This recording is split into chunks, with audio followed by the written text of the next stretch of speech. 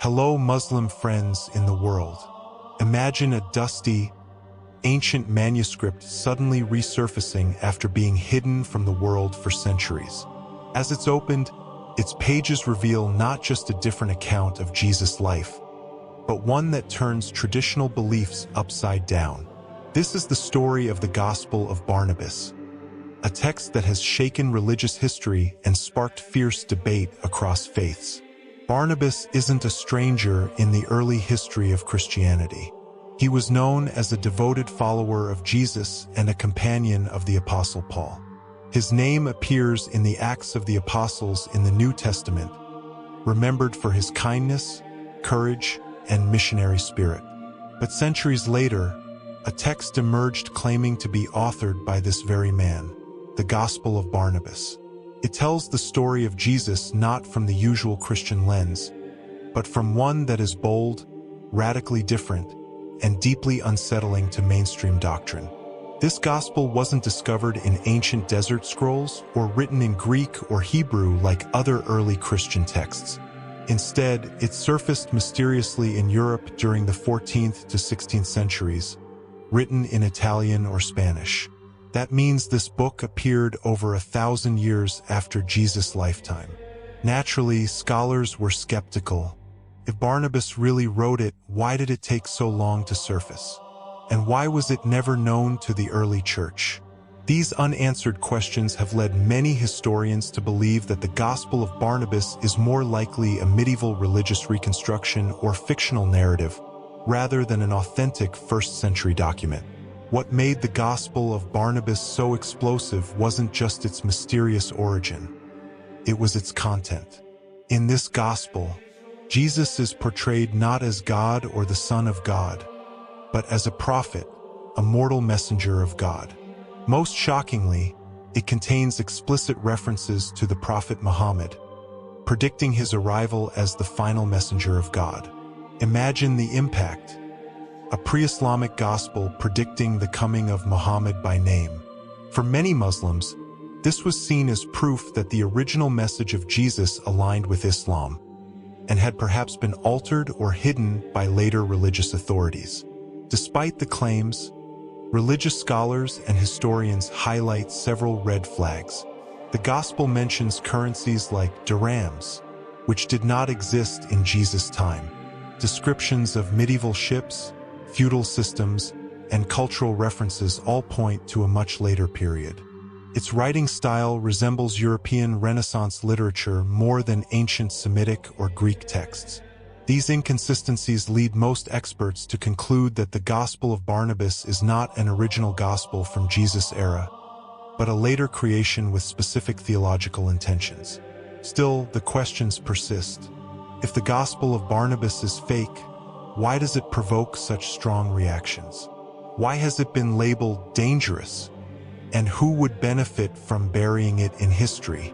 In the next chapter, we'll dive deeper into the controversial content of the Gospel of Barnabas, how the name of Muhammad came to be written within it, and why this single detail sparked a firestorm in both the Christian and Muslim worlds.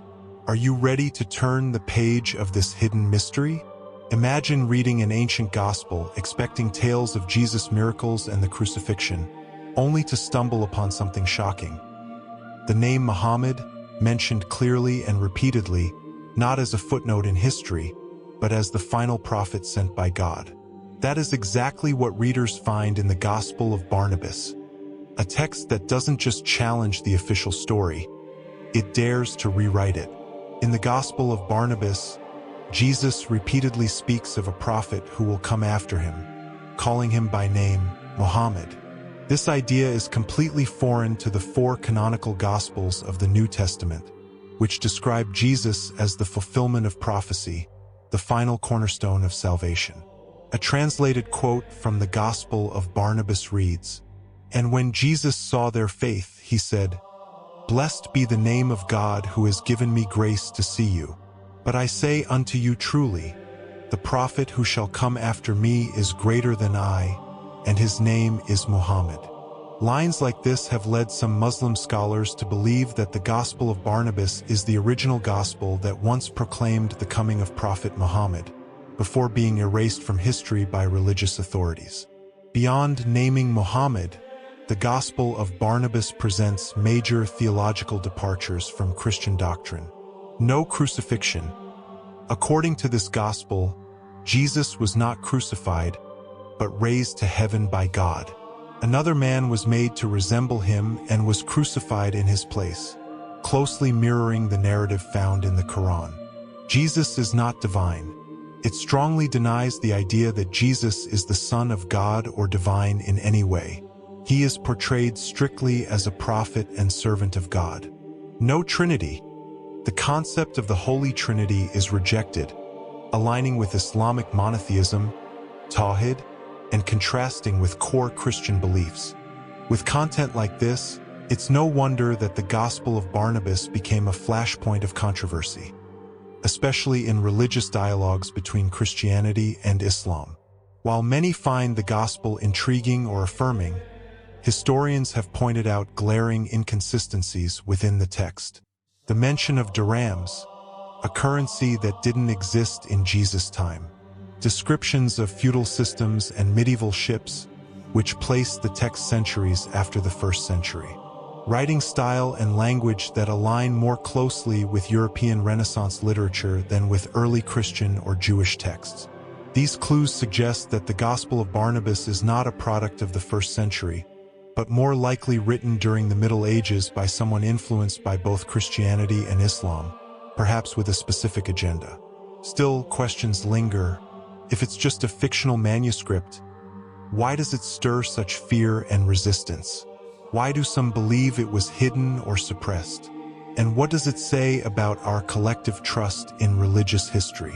For many Muslims, the Gospel of Barnabas stands as evidence that Jesus did, in fact, foretell the coming of Muhammad, and that this original message was later altered or suppressed. Meanwhile, Christian theologians and most historians firmly classify it as inauthentic, a later fabrication that holds no authority within historical Christianity. In this tension between belief and evidence, the Gospel of Barnabas has become more than a book. It's a battlefield of faith, identity, and historical narrative. In the next chapter, we dive headfirst into the heart of the conspiracy. Was the Vatican involved in hiding this gospel? What would be at stake if its contents were accepted as true? And who truly holds the power to shape religious history? Prepare yourself. The mystery is about to get deeper. In this world, two forces are the hardest to dismantle: faith and secrets. But what happens when both collide in a single ancient text? And what if that text has the power to unravel centuries of religious authority? This is the storm surrounding the Gospel of Barnabas. A gospel some claim the Vatican has deliberately buried because it presents a version of Jesus that threatens the foundation of institutional Christianity. But how much of this is truth? And how much is myth? As the central authority of the Roman Catholic Church, the Vatican has been the gatekeeper of Christian doctrine for nearly 2 millennia. Since the Council of Nicaea in 325 AD, the Church officially determined which Gospels were canon, and which were to be excluded. Out of the dozens, even hundreds, of early Christian writings, only 4 were accepted into the New Testament. The rest were labeled apocryphal, hidden, forbidden, or outright destroyed. So the question echoes through time.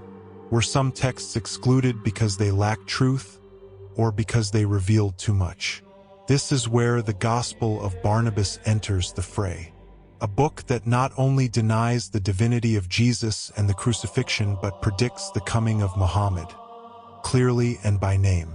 To some, that makes it too dangerous to be allowed in the open.